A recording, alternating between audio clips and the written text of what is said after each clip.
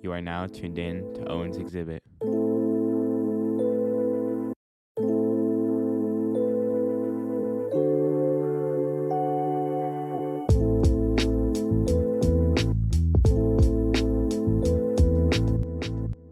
On this episode, I'm joined by FlowBoyDuce. He's a musician from the Bronx, New York. We discuss his plans for producing historical films, what growing up in the Bronx was like, and a topic about resocialization. I hope you enjoy this episode. Welcome back, listeners. This is your host, Owen Patterson. It's another guest episode. I have the pleasure of welcoming artist FlowBoyDuce. If you could just, tell the people what you do and what you're all about. Yo, my name is FlowBoyDuce, a.k.a. Don Tripiano, a.k.a. the best kept secret of New York City. I'm an artist, CEO, A&R, executive producer, and right now I'm actually trying to get into writing short films and stuff like that. We're working on a documentary for 5-time platinum producer, D-Stacks. We're working on the documentary because he about to come back out, and me and him are partners, and we just merged our company. But I want the world to know his story because he's produced some of the biggest records in our generation, from A Boogie to Kodak Black to J.I. to Prince. So, it's a bunch of things that I do. You know what I'm saying? It's a bunch of things. Poetry. Artist development. I like doing artist development. Songwriting for other artists. Branding for other artists. I'm an idealist. The list goes on. Wow, that's a lot of stuff. Yeah, we have lots to talk about. Yeah, absolutely. But first, I want to start it out by asking you a few icebreaker questions. The first one is, what's a word or phrase that you use commonly? Activities. And the next one is, what's your order at the deli? Chicken cutlet, mayonnaise, ketchup, provolone cheese on a cocoa bread. Specific. If you had to teach a class about something, what would it be about? Finance. You good with finance? Very. And what would you want your students to really take away from the class? Money is not what they make it out to be. Money is a tool. What's something that you'd want people to know about you? I'm not the villain. So what are you? I'm not the hero either. It's hard to describe. Somewhere in the middle. Yeah. What's a restaurant that you would franchise? That's a good question. A restaurant that I would franchise. It would have to be CeeLo's. I'm not familiar. CeeLo's is in the South Bronx. It's by I forgot what projects it's by, but it's in the hood though. But it's really really good. If you're from over there, a lot of people in my culture, they that's like a yesterday's thing. It's like, oh, we don't eat. You still go to CeeLo's, you know what I mean? But I still like CeeLo's. I don't care what nobody says. What are they serving there? Oh man, it's all type of soul food. Crab, they got this dope crab macaroni and cheese, but I can't really eat a lot of that stuff like I used to. But oh man, I would franchise it though. But what I would do when I franchise it though, I would have them make a vegan menu, so that because everybody don't like collard greens and macaroni and cheese and candy yams. You know what I mean? Right. But if you can go and get a mushroom burger, or if you can go and get something like that, then why not? No, you're thinking right. Yeah, you're thinking about the new audience for sure. Absolutely, yeah. Name something that's overrated. Drill rap. And what decade would you want to experience? The 80s. What about the 80s? I don't know, just colors were vibrant. Music was, the BPMs were different. Music was lighter. Money was easier to make. Investments were easier to make. You know what I mean? It's so many things. It's so many things that, the beginning of hip hop, that era, just being able to be, being able to watch Public Enemy and those guys live, and being able to watch LL Cool J's rise, I want to be able to, see all of that stuff. Mm-hmm. Being able to see Jay-Z and those guys, when they were, like me on the come up. I guess we can get into it now. So you were born in 88. Yes, sir. And what was it like? Do you really remember a lot of like your influences back then? Yeah. What were you being influenced by? Well, when I first started listening to rap, my influence was Criss Cross. And then as I got older, it was a group called Nice and Smooth. And I was on Nice and Smooth for a very long time, but they only had like, I think they had one hit, because I don't remember their other record. Please, forgive me, Nice and Smooth, if you're watching this. I don't remember you guys' other record, but Nice and Smooth is funky, oh, so hip-hop junky. That was like, I love, and then they sampled, I think it was the Beach Boys. Ba, ba, ba, ba, ba, ba, ba, ba, ba. I was like, when I first heard that, I was like, yo, this is amazing. You know what I mean? Then, as time went on, a man named Jay-Z came out. And I was just like, he had me. You know what I mean? I just was like, oh, crap. Like, what is this? Who is this guy? I feel like I can relate to this. I feel like he's talking to me. But that was around the time when I started to understand what consuming is, and I just started to understand what money is, and started to understand what independence and stuff like that was. And a lot of this stuff, like, people listen to Jay-Z for entertainment, but I really was listening to him, trying to really understand. Now, I didn't take everything, granted, because I'm my own person, right? But a multitude of the stuff that Jay-Z was teaching us in those records, I listened.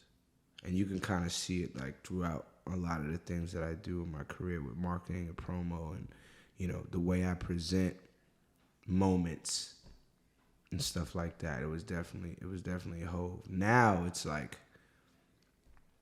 like Ryan Leslie. Like I always said, when I get like in my 50s and 60s in music, I want to kind of be like on a Ryan Leslie vibe. He's like highly educated, and then he's super rich. And not only is he super rich, but he goes around the world educating people about money. And he gets rich doing that too. So why not be able to make money off of helping people making money? You know what I mean? True. Not only that, but I don't plan on rapping forever. So at some point, I just want to be like a writer, a composer, and a producer. Just like that. Just send the vocals. I'll do what you need me to do. Or you got a new artist, let's sit, let's get her a record, him a record, whatever.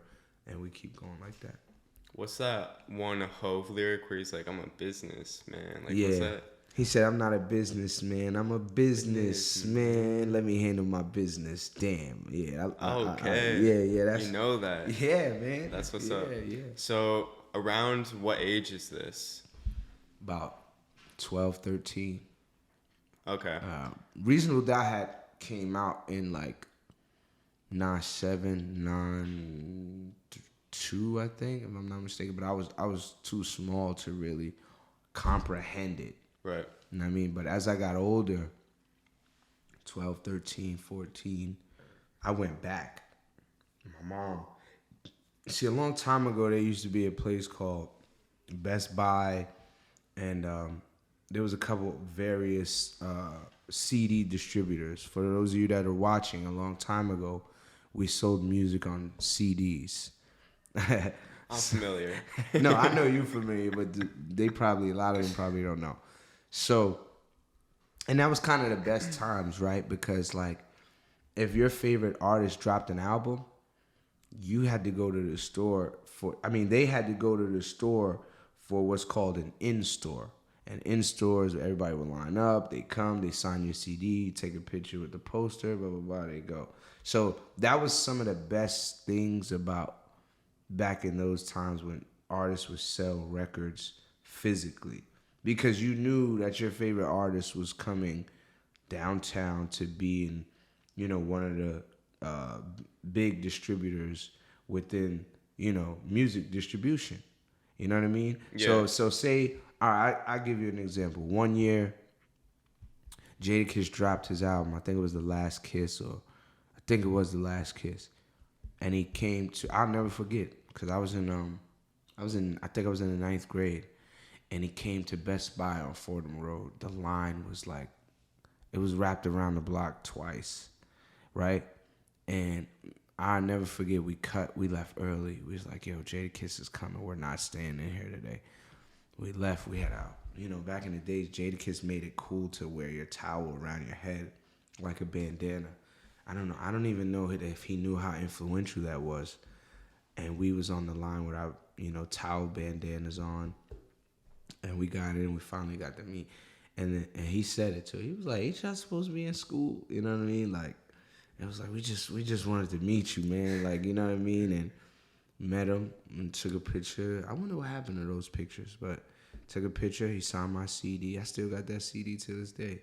He signed my CD, and I just remember, like, and then there was somebody there that started like singing the lyrics to Why. And then I remember like the whole crowd started getting a little bit crazy, and then he started rapping it a little bit. Like, he didn't give like a full-fledged performance, but it was just like a little bit. So Right. that was pretty dope. You know what I mean? But to answer your question, yeah, that's the first person I started listening to. Hove is the first person that influenced me to really figure out how to navigate. You know what I mean? Then once I started to read books, and because I was with a rap group for a very long time, and the guy that was in charge of the rap group was a hater. He was hating on a child. I was a child, but I didn't know. You know what I mean? I didn't know. I was a kid, and I was loyal to my team. I found out maybe about 5 years ago that he's the reason why a lot of things got sabotaged. You know what I mean? I could have been in a different position, but he had his foot on my neck. All right, so I want to take it back to more of the foundational beginnings. You were born in Harlem and then moved to the Bronx at an early age. And what are your first kind of memories of growing up? I remember when the block that we moved to in the Bronx was highly family oriented. A mixture of Latinos, Italians. I thought I turned that off. Africans, Sicilians, Jamaicans. It was real close, and we were fortunate enough to move to a neighborhood that believed in family and believed in being close and believed in community. I remember living in a building. I used to live in this place in the Bronx called 187 Bathgate Avenue. And if you from 187, you know the building 530. Everybody knows that building. That building was really family oriented from the first floor all the way up to the fifth floor. Literally, like, the people in the building knew whose kids was whose. They knew kids run around up and down in this building. So I remember being a kid, and from the second to the fourth floor, everybody's doors were open because we were the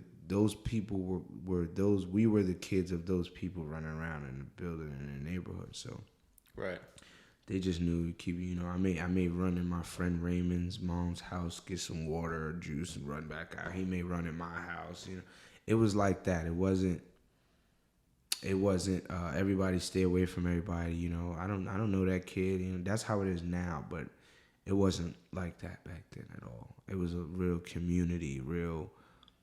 You know what I mean? It wasn't even too much racism like that, in my hood. It was like, the Italians hated us, you know what I mean? But it was a big brawl that went down, so they left us alone. And it was like for no reason. Like, we never polluted their areas. We never loitered in their areas. They just, I guess, didn't like black people. So, some of those issues going on, right? Yeah, I mean, bro, I lived in the middle of Little Italy. There was, when my mom was little, she couldn't walk through there to go to the store. She had to go all the way around. When my mom was little, her and her sisters, the Italians from that area, 187 down to Prospect, that's Little Italy. That's what they consider Little Italy in the Bronx.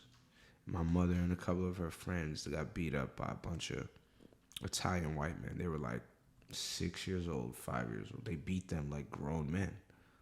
And then, they called the gang up. A long time ago, there was a gang called the Black Spades.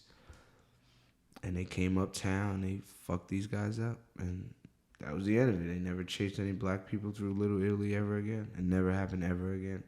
Then, as I was growing up, it was one other incident. And then, it wasn't a gang that came and did anything at that time. It was the community came together and fucked those guys up. And we never had any problem ever again. Actually, it was the I don't know if they were younger guys. They were on it like that. I vividly remember there was an old man that owned a bread shop. He was an Italian old man. He was the most sweetest guy. He used to give us all like the bread freshly baked. It was amazing. But the people that worked for him were racist.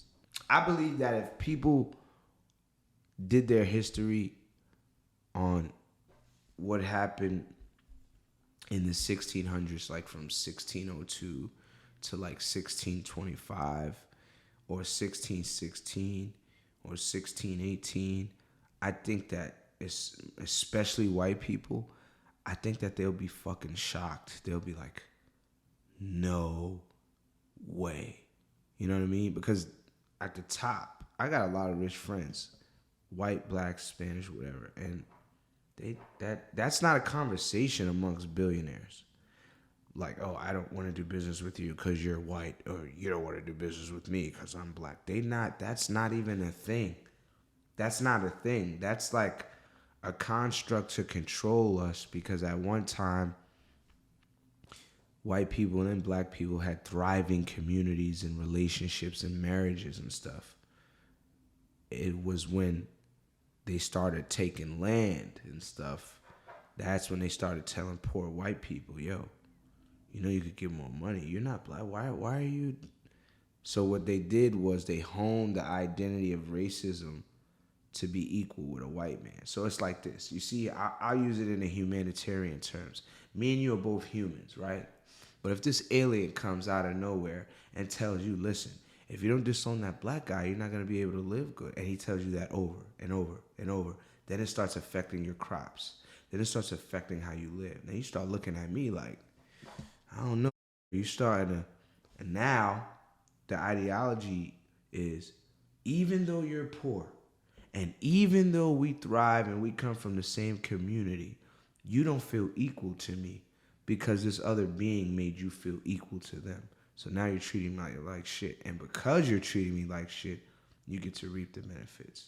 And they did that shit over and over and over. There's even over 3,000 historic white men that has helped slaves get away, has helped the embetterment. And like people, why won't they teach us that, right? If they don't care about race, why wouldn't they teach us that there were white people trying to help us when we were trying to get away from slavery? Like, you understand what I'm saying? Mm-hmm. It's, when I read about those things, that's when I said, oh, it's something bigger going on. But it's not my place to expose it. So you definitely talked a lot about your upbringing there and the things that were happening around you, the experiences that you saw growing up. Also about the idea that you felt a part of this community back in the Bronx, where you grew up around a lot of people that looked like you, had the same experience as you, and you all kind of just felt at home there in that apartment building, and were like, you had your family, you had people that you knew there. Absolutely. And so it also sounds like you have informed yourself and have been informed about, all of the things that have happened through the social identity of like, the culture in America and whatever else. Absolutely. And so how do you use this to kind of influence what you want to do with your life?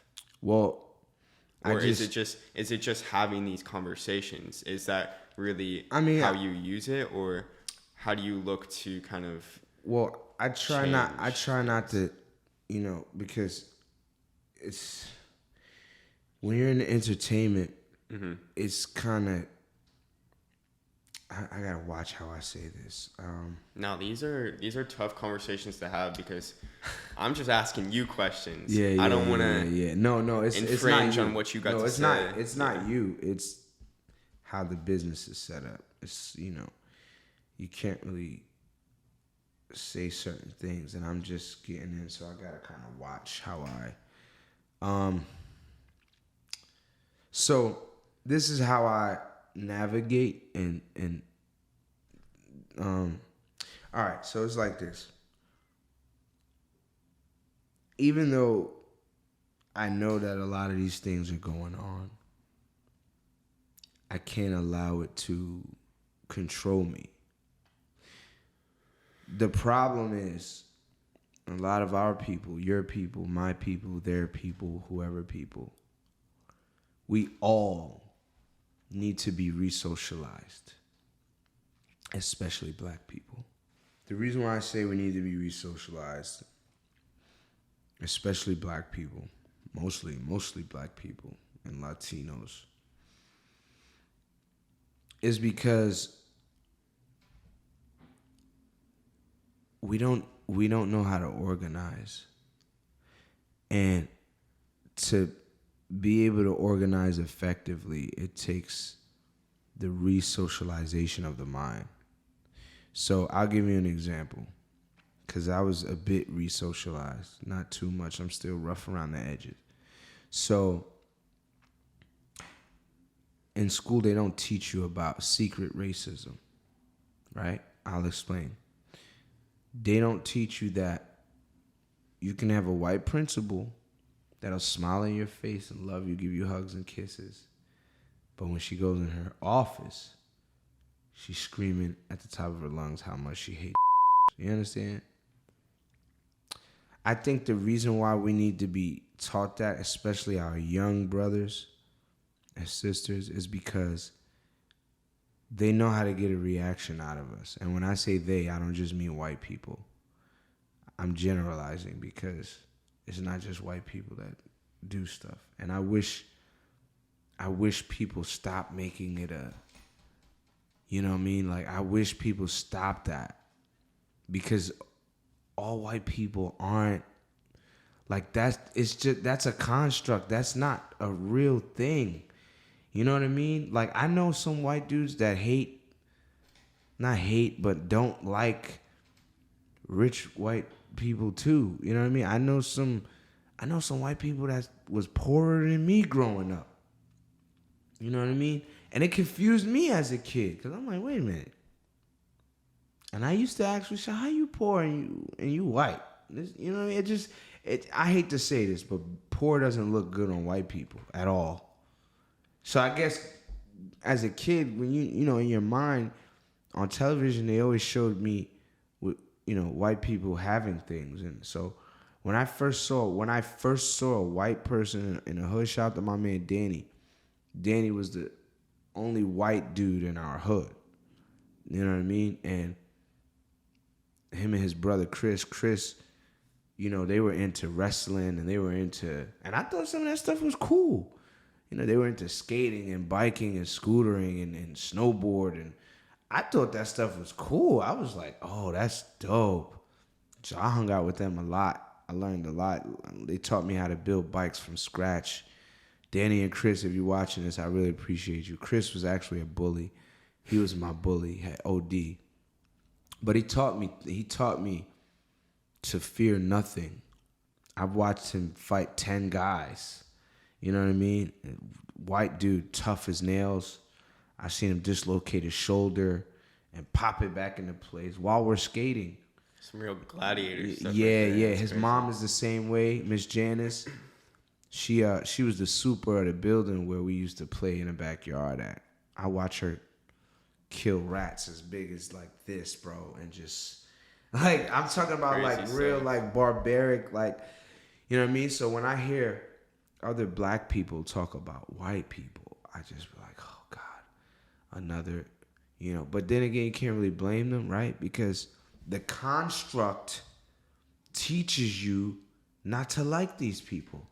And in reverse. Because if you look at the statistics, right? And I hate that it's like this, but if you look at the statistics, we do the less crimes, we take care of our kids the most. I didn't make up the statistics, right? But then if you turn the news on or a movie, or we're doing the crimes, we're doing the murderings, we're doing the, you know what I mean? Mm-hmm. So it's like, so which one is it? Are you trying to get them to like? But then if we could sing and dance, you telling your white folks to love us. You know what I mean? But the black people that don't understand, they're going to be angry. So you're really focused on wanting to re-socialize things. Absolutely. Even with white folks. Like, white folks need to understand, we scared of the same shit y'all scared of. You know what I mean? We don't want no murderer living next to us, just like y'all don't want no murderer. One thing I want all white folks to know, you know what I'm saying? We don't wake up in the morning and say, let's do crimes today. You know what I mean? Like, that's not how we are. But if you, now, and this is a fact, if you as a white person sat in a courtroom from 9 to 5, you would think that black people and Latino people do all of the crimes. Like, I'm talking about if you were a white person that didn't understand constructs and didn't understand, and you just was to go and sit in a courtroom for a day, you would say, holy shit, these black people are out of control. And that's not even, you know, that's just, it's a construct. Now, I'm not saying, because there are a lot of black folks that fit those stereotypes, right? Because I'm not going to lie, they do. But if we say 100, if we say out of 100 black people, it would probably be like 2 that fit it. It's just that they'll take the 2 and magnify the 2. So you won't see the others. You just, that 2 is over and over in your face, 2. Right. So now when you see me, you'd like 2. You know what I mean? So let me ask you. So I want to get to your identity. Okay. So like the media portrays, you know, your culture in some way, your identity in some way, but what's the true identity to yourself? I really want to talk about like you growing up, okay, having been into tap dancing and having been into different, I'm forgetting the movement, but you were talking about it earlier, the Litefeet movement. Yeah. So back then, that stuff was just, it was, your friends were doing it and you got into it? What's up? How'd you get into it? It was just something that we did, honestly. Were your parents at all dancers? Were they musicians? My mom was a singer in the church. And my dad was the dancer, though. And you guys danced at your house? It was kind of like a teenage thing. We would go and congregate places and battle each other, battle each other. And, you know, you ever heard of the Harlem Shake? We would do, you know, it started out with that. I forgot the guy's name who created the Harlem Shake, we just started Harlem Shake, and then Young B came out with chicken noodle soup. Big shout to Young B, that's my homegirl. And then my man Jacquay, when he was running around with Black Caesar, and there was a song that came out called Aunt Jackie, and he was known as Crazy Legs. And then my man J-Mac Easy came out with a song called Go Stupid that was like one of the biggest Litefeet records besides Chicken Noodle Soup. That was like, oh, and then we all knew J-Mac. Like, we all grew up with J-Mac. You know, big shout out to you, J-Mac. Go Stupid 2 is coming out on this way, too. So these were all people who were really very influential and just being able to provide energy to this movement. You guys were just fully Yeah, man. It's captivated by it. It's kind of like skateboarding, right? So like skateboarding started in Venice Beach, right? So like they didn't know they were creating skateboarding. They didn't know they were creating a movement, a culture. They didn't know that. They were just doing stuff that they liked to do. And that's literally what we were doing. If you wanted to dance and you wanted to be seen, you had to go to Harlem. Then it started transcending to the Bronx, and then other people started getting a part of it. Then it started being crews branch off. That's how Flow Time started. But we was Flow Boys. We weren't. It wasn't Flow Time. And so I read something about by the time you were in middle school, you were kind of helping out with teaching various things or stuff like that. What was going on then? So like junior high school, elementary school to junior high school, maybe like 6th grade, 7th grade, I started really good. I was advanced tap at that time, probably about, I think that was like 11 or 12. And my teacher, big shout out to Liz Ortiz, she aka Showbiz Liz, she taught me everything that I know. She taught me how to hoof, shuffle. She taught me pretty much everything. I can still tap dance till this day. And she started, what she would do is, sometimes, it started off with she would go to the bathroom. She would go to the bathroom and I knew the steps and I would just do the steps and everybody would do it with me. And then gradually it formulated into, all right, you're going to help me teach these people from time to time, But other than that, I think tap dancing is, a lot of the times I was at peace doing it. I met Savion Glover at the Playbill Theater and I tapped with him. He opened the floor at the end of his show and I tapped with him. That was like, I wonder if he remembers that, if I ever ran into him. But that, I will never forget that. My mom, I love my mom so much. She paid for me. It was a surprise. I didn't know. She was like, bring your tap shoes and meet me on Broadway. And I'm like, why? Because she had already took me to see The Lion King. At that time, The Lion King was really big on Broadway. And I went down there and my mom, she had to play, you remember Playbill magazines, they're like this big. And I remember getting out of the train station, walking to the Broadway Theater, and it said Savion Glover live, on the marquee. And I was like, oh man, I want to go see Savion. You know what I mean? Yeah. And then my mom was like, I said, Mom, what would you want me to meet? I said, you want me to dance for somebody? And then she pulled the magazine out and she pulled the tickets out. And she was like, I'm taking you to see Savion Glover. And I was like, oh my God. You know what I mean? But that show was so amazing. Like, bro, tap dancing is truly the lost art.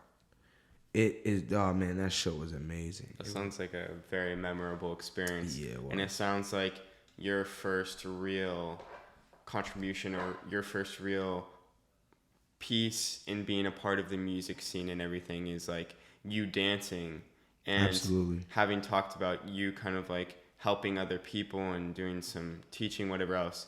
I want to kind of fast forward and go to how you ended up in the West Coast, helping out some of these Bay Area artists and doing these various things. So what transpired between you growing up here and then you going there, and what was your trajectory and everything? So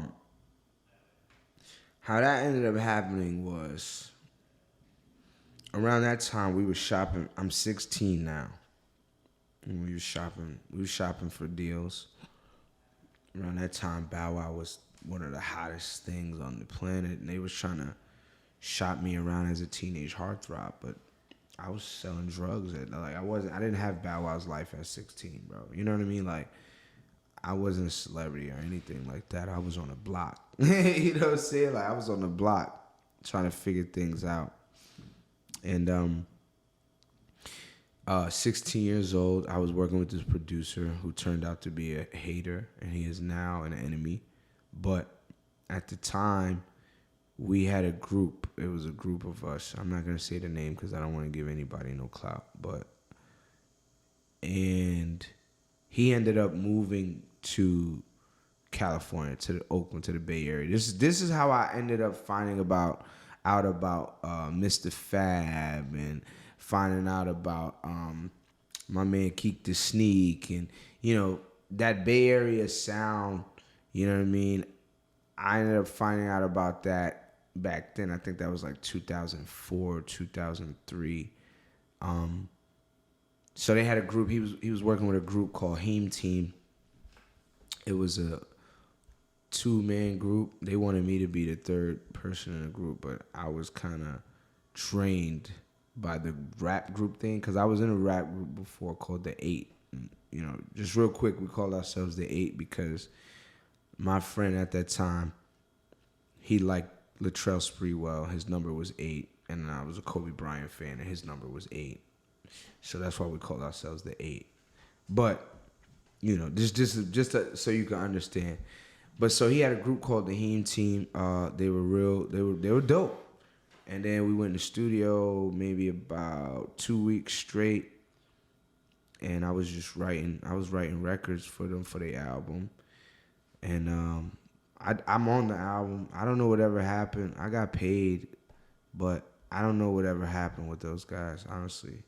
That's me that's no shade to anyone, but I know a lot of money was put into getting them to go. I know that I was paid to, you know what I mean? I was paid to do what I was paid to do. That happened through the producer that I was telling you. Like, he moved out there, flew me out there.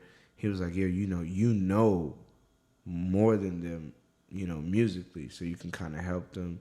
You can help them get, their writing stronger, punchlines stronger. And that's what I did. And the album came out dope, but I don't know whatever happened after that.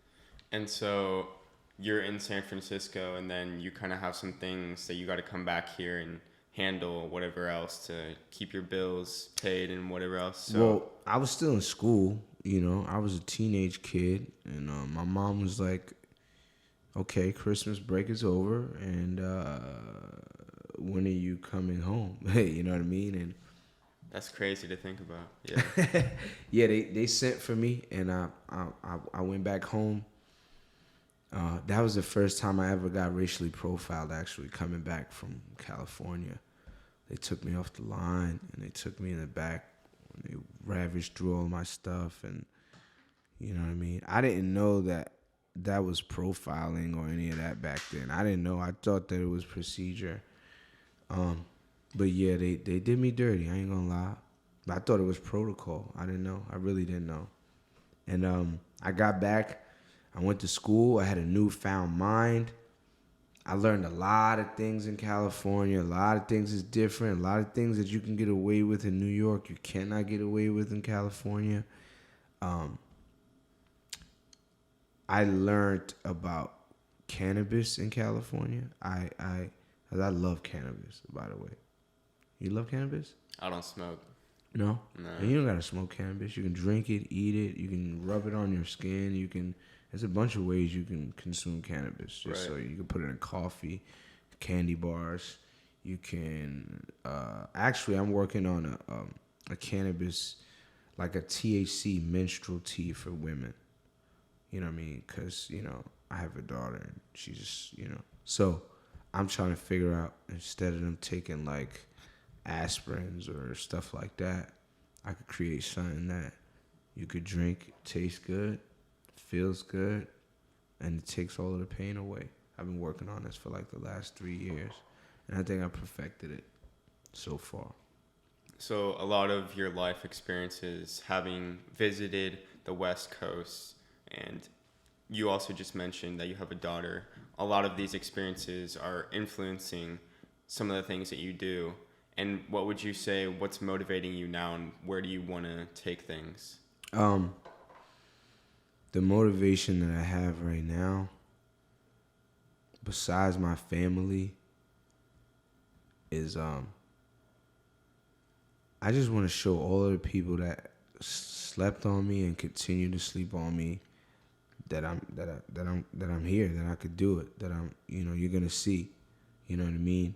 I'm kind of the underdog. And I understand why I'm the underdog now. Before I didn't get it.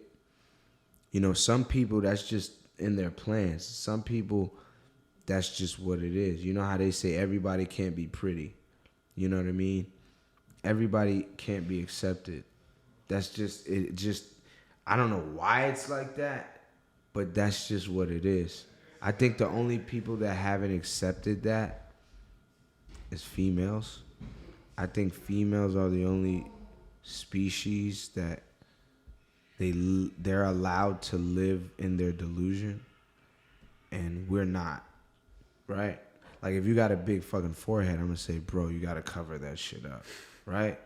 But if two homegirls are together and she got a big fucking forehead and she says, girl, do I got a big fucking forehead? She's gonna say, no, girl, you good. And then when she walk away, she gonna say, you know that bitch forehead is big as fuck, right? You know what I mean? That's the difference with us and them. You know what I mean? That's all.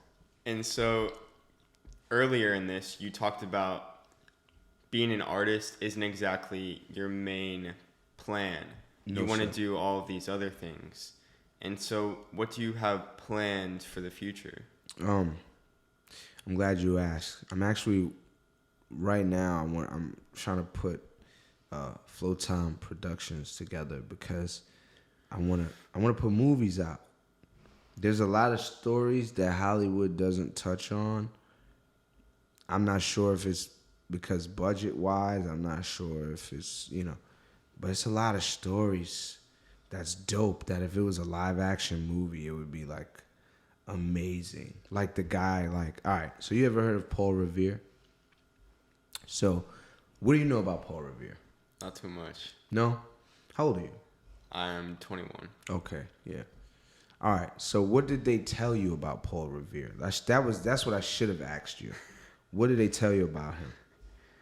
I'm not too good with my history. You're gonna have to tell me about him. So basically, Paul Revere is a guy that ran into the town and said, "The British are coming. The British are coming." That's not true. He was scared of the dark. Paul Revere was afraid of the dark. It was a black man that did it, right? It was a black dude that was like, "Yo, the British is coming." And the funny thing about that is they appointed this black man to do this because they knew Paul Revere was afraid of the dark. You know what I'm trying to say? Long story short, the black dude that was the actual person that told everybody that the British were coming. His story is like some action movie stuff. Like it's some real. I think he like stole a ship and put on one of the other commanders' outfits and acted like him, and it's stories like that I'm like, why aren't they talking about it? You know, Mansa Musa was one of the most richest African kings in the world. Right? If he was still alive today, he would be the richest man on the planet. And they don't. And here's the kicker. The same time frame that they told us Christopher Columbus discovered America, Mansa Musa was still in power. So it's like there's some context missing. You know, I want to tell those stories. Have you ever read Christopher Columbus diaries? They need to make movies on some of those stuff. Tell the real stuff. That guy was insane. That guy was an insane narcissist. He was, whoa. I'm telling you, read those diaries. You'll be like, no. What? I mean, it's deliberate, bro. And they would never show us those diaries in school, ever. You know what I mean? But those are some of the stories that I want to tell through film. I want to do clothing. But I mostly like just merch stuff. Like a whole clothing line is a lot. And I know a lot of guys who have clothing lines. I'm actually sponsored by this clothing line right here. We shall Natural Born. They pay me really well to wear this stuff. Tight. Yeah, big shout Natural Born Dave. I got half of the rappers in the city wearing it right now. So I'll get you some. What size you wearing shirts? Large. I appreciate that. I got you. I'll get you some. Ultimately, I want to get into music nursery stuff, you know, because I found out that Baby Shark made like $100 billion or some crazy. Well, I was like, what? This guy made it. But so and the funny thing is, I always came up with like little kid songs to sing to my kid, and so I think that's something that I want to definitely venture in. I have a bedtime song for children that I kind of want to put out. I just don't know. I don't know that market, so I'm still studying it. You know what I mean? Producing. I definitely want to sign artists. I definitely want to get into extreme sports. That's a market that a lot of black people think that they can't get into because they're black. I don't understand that at all. Extreme sports want black people. Like, this is not a lie. I haven't seen any racism in extreme sports at all. If that was the case, then Shaun White wouldn't have won all the awards. He's a ginger, and you know how the world feels about gingers. You know what I mean? So, I think extreme sports I think people in the black community should go in that direction. I want to open a school, a trade school, because I believe that you can't learn how to work or be at your best by reading a book. I think that reading a book opens your mind, but I don't think that it teaches you a trade. I think in order to learn a trade, you have to see it. And I mean, like, if I needed to know how to build this microphone up, you can just show me right here. You do it 3-4 times. You know what they say, 18 times. If you do something 18 times in a row, it becomes a habit. So if you show me how to build this microphone, we do it 18 times. By the 18th time, I'm going to say, you a microphone, boom, boom, boom, boom, and it's done. You know what I mean? So those are some of the things that I want to get into in the future. All right, so we can get into more of the talk about your music career and everything like that. What have you really been producing and working on, and who's helped you with that process? Let me just get this mic set. All right, so I released my EP. It's called Stranger in My Own Hood. I released that about about a year ago. I think either a year ago or 2022. Yes. Yeah. Thank you. Thank you. Early 2022, I think I released it, and it's just about, you know, because I left my hood about 10 years ago, and I came back, and everything is different. I don't recognize anything anymore. I don't recognize, a lot of the people that were regular people are now on drugs. A lot of the people that weren't on drugs, they're now doing good. You know what I mean? The love is not the same. You know what I mean? A lot of older people that I were cool with and that I respected, they died off, or they're in prison, or, you know what I mean? It's when I went back there, I just was like, what the hell's going on? And I had another album title. That's when I was working on an album. But I said it didn't make sense to put an album out because I didn't have like no demand for an album.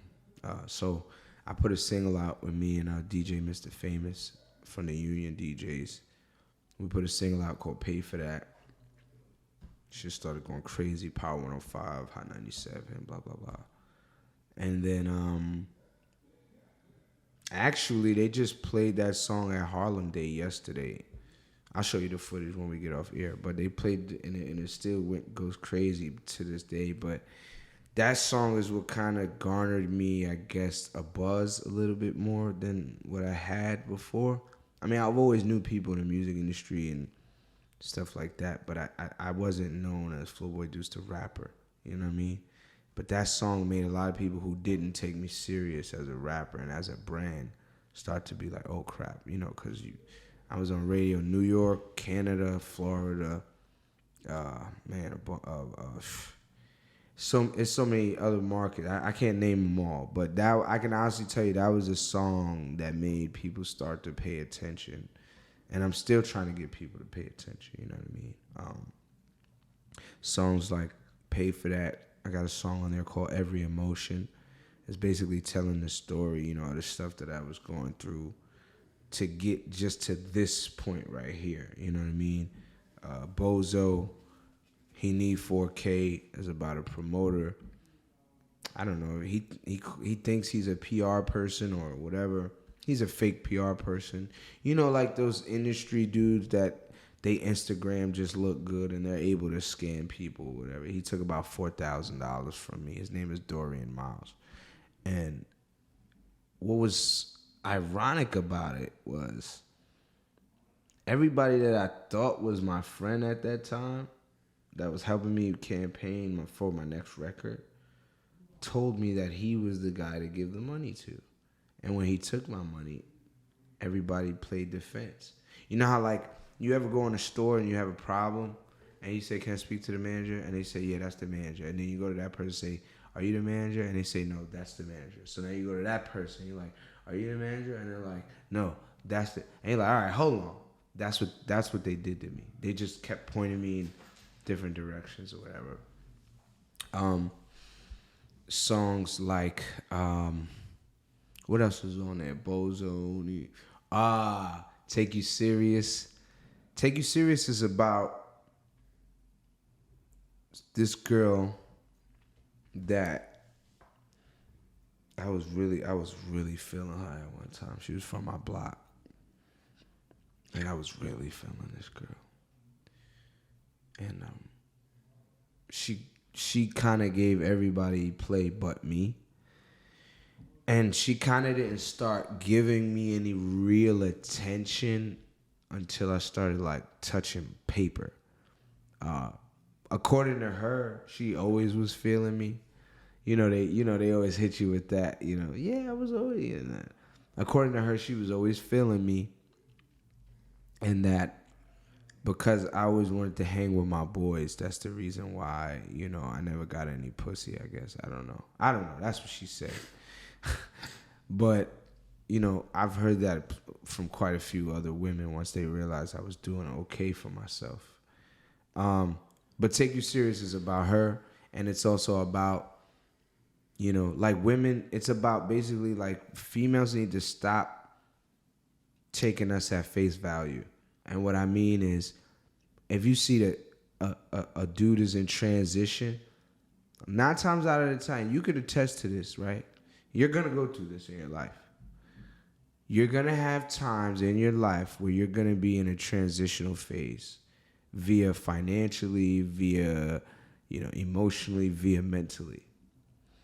And what's going to happen is a lot of females are going to judge you for that, and you're not going to get any pussy. It's going to be hard to get laid, right? Now, I say that to say when a female's in her transitional phase, or she don't even have to be transitioning, money-wise, she could be just not doing anything but looks good, we don't take it at face value. And even if we know they're a brokey, we still into them.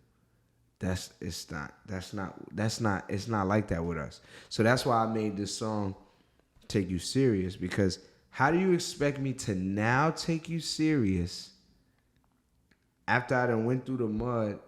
Now I'm shiny. Now you want to come stand next to me? No, not at all. So that's why I made that song. And I was drunk when I recorded it too. Dang, sounds like there's a lot that is influencing these records that you put out, and majority of them have to do with either an experience or a moment in time that you've been through. Yeah, so absolutely. Who's helping you put these records out, and what's your team like? Who are you working with? So Flowtime Entertainment is my conglomerate. I just got the imprint distribution through Sony Orchard. Niche Entertainment garnered the deal for me. That's my man Everyday. He's Black Rob's old manager. Big shout to Everyday and Bad Boy and all those people over there. I got my imprint, that's kind of a big deal for me because, you know, that's very hard to do when you don't really have celebrity status. But I lucked up because I got back office people and I you know, you can see the work. I'm not like just doing it for Instagram. You can actually see the work. That's my man every day. And he's also my partner with Flow Time Entertainment as well. That's my administrative stuff. So like when I need, because this happens, like say I put up a story or I put something up, the copyright claims will copyright myself. So sometimes I gotta call and be like, it's me. You know what I mean? So that's how I know it's really, really official and it's really effective. I got my cameramans, my man Mel J. Thinking about getting my man Cap on here. Mel J is like a talent extraordinaire. He's really good with camera work and logos, and he knows how to create the vision. You know what I mean? He knows how to. You can tell him 5 seconds of your story, and he knows how to put it into an hour of something. You know, film wise. That's Mel. He helps me photography, videography. We just actually started working again too because he was doing a lot of projects and I didn't want to overwhelm him. Then there is the man himself, Panama. Honestly, I can't really talk too much about Panama. It's classified. At least that's how it feels. But just in a nutshell, Panama, whenever I have a problem or whenever I need to get something done or whenever I need outlook on something within the music industry, I can call Panama anytime, all the time. So, love you, Panama, real talk. And sometimes my kid gives me ideas with stuff, and I often listen to her. Like, she's like the social media A&R for me, you know, and she doesn't even know it. I just listen and watch what she's doing and how she's telling me to use TikTok and what hashtags. And she's literally like running me, you know what I mean? Like when it comes to social media stuff. And then on the production side of the music, there's D-Stacks, 5 times platinum, Grammy nominated producer. He produced, are you familiar with A Boogie? He produced my shit. He produced Jungle. He produced Friend Zone. All of the songs you love from A Boogie, he produced. And that happens to be my partner as well with the music. And we have a dope-ass studio. Ambiance Beats. He did Who Needs Love for Tory Lanez. And I think he did Yellow for Gucci Mane. And he did a couple of joints for Ace Hood and Young Jeezy and stuff like that. Then there's this new producer I just got. His name is X-Lax. He's actually in the Ukraine. I'm trying to get him to America, but it's just difficult. Like, seriously.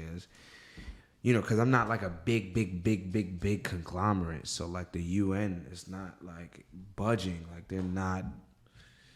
That's a whole other thing. X-Lax made it.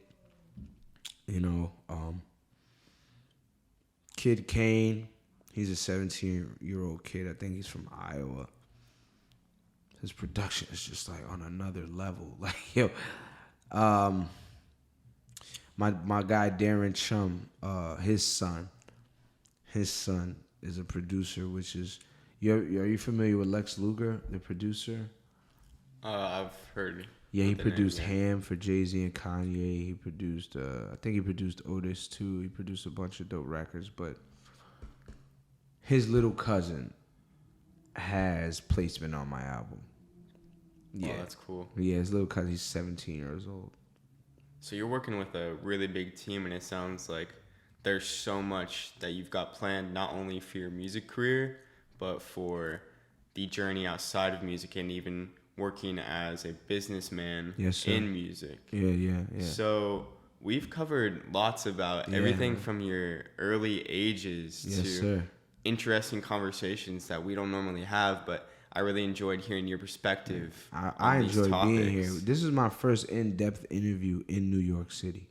For sure. We're doing it here. You know what I mean? First like, time. My other in-depth interviews are like outside of New York City. So I got to be doing something right if I'm here. You know what I mean? Definitely. No, we're here, and we're marking this as a milestone, and we're both going Absolutely. up from here and doing big Absolutely. things.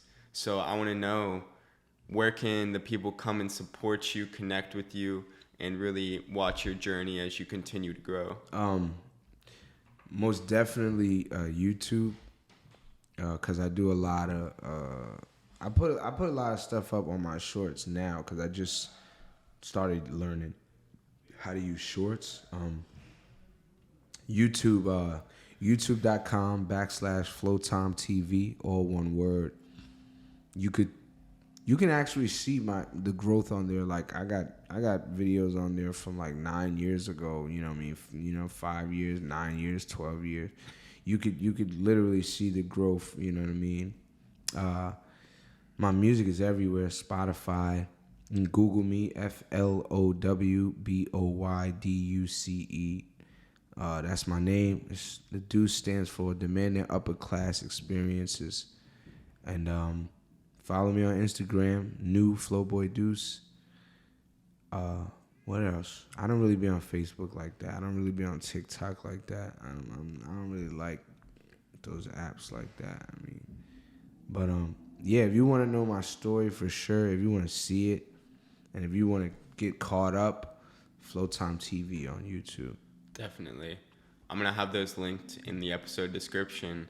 And once again, thanks so much for coming on. Thanks, bro. For sure. Appreciate you for real, man, for sitting here and listening to the stories. Of course. Because I tell people all the time, when I tell people my story, they be like, yo, why haven't I heard of you?